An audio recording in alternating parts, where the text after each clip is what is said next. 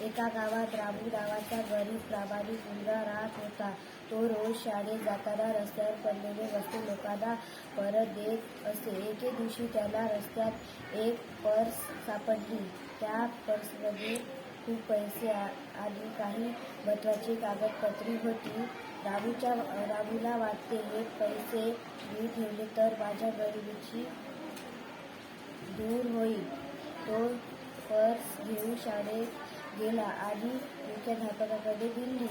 मुख्याध्यापकांनी पर्समधील पत्त्यावरून बालकाला बोलावले. पर्स एका श्रीमंत व्यापाऱ्याची होती. व्यापाऱ्याने रामूच्या प्रामाणिकपणाचे कौतुक केले आणि त्याच्या शिक्षणाचा खर्च उचलण्याची जबाबदारी घेतली.